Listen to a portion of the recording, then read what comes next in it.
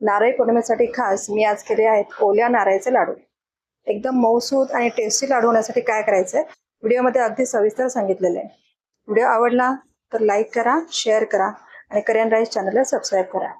लगेच करायला घेऊया ओल्या नारळाचे लाडू। नमस्कार, मी आनंदी कुणाल पाटील। मी माझ्या करियन राईस या चॅनलमध्ये तुमचं सगळ्यांचं खूप खूप मनापासून स्वागत करते। मी एक नारळ घेतलेला आहे आणि तो आपल्याला आता खवणून घ्यायचा आहे। मी हा एक नारळ खवणून घेतलेला आहे। त्याच्यानंतर जेवढं आपलं हे खोबरं होईल ना ते वाटीने मोजून घ्यायचं आणि त्याच्या निम्मी आपल्याला साखर घ्यायची असते। एक वाटी जर खोबरं आपलं झालं तर अर्धी वाटी साखर घ्यायची। हे साखरेचं प्रमाण घ्यायचं। गॅसवर कढई गरम करत ठेवलेली आहे, त्याच्यामध्ये 1 टेबलस्पून एवढं साजूक तूप घालायचं। साजूक तूप मेल्ट झालं आता त्याच्यामध्ये आपल्याला साखर घालायची। साखर तुपामध्ये थोडी मिक्स करून घ्यायची।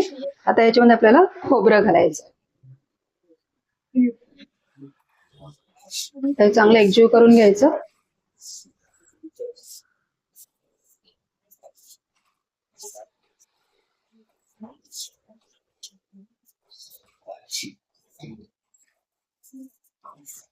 आता याच्यामध्ये आपल्याला दूध घालायचंय।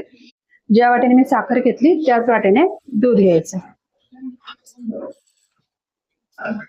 हे सगळं व्यवस्थित आपल्याला मिक्स करून घ्यायचे। दूध याच्यातलं पूर्ण आटेपर्यंत आपल्याला हे असं ढवळत राहायचं।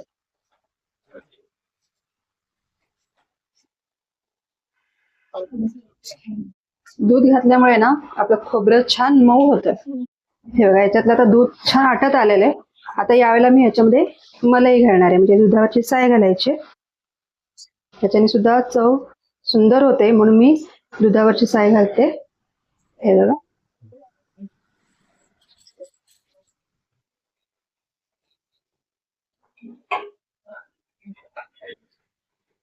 थोडं घट्ट होईपर्यंत आपल्याला हे असं ढवळत राहायचं।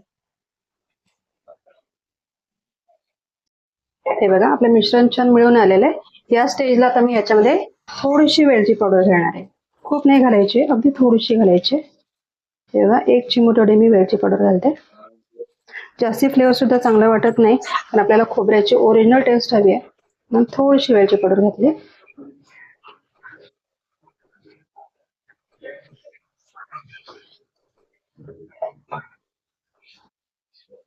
तर थोडं त्याला चिकटपणा येईपर्यंत आपण मिक्स करून घेऊया।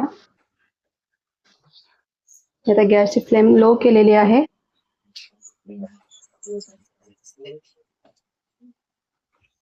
हे बघा, आता आपलं हे मिश्रण तयार झालेलं आहे। त्याच्यात एक गोळा सुद्धा झालाय, थोडं चिकटपणा आलेला आहे त्याला। आता मी काय करणार आहे, मी आता गॅस बंद करते आणि याच्यातलं अर्ध मिश्रण मी काढून घेणार आहे। एवढं मिश्रण काढून घेते।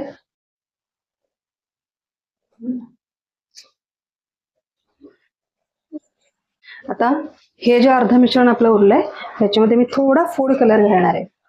त्याला बीट किसायचा, त्याचा रस काढायचा, मी तो दुधामध्ये थोडा मिक्स करून घेतला। दिसायला छान म्हणून मी आता हे असं केलेलं आहे।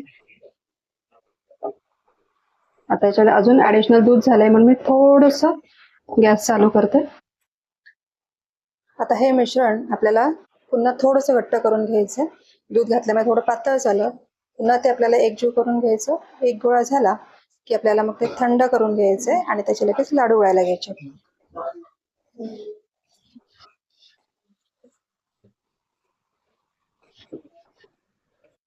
मिश्रण मिळून आलेलं आहे, आता आपण हे थंड करून घेऊया। लाडू वळायला घेऊया।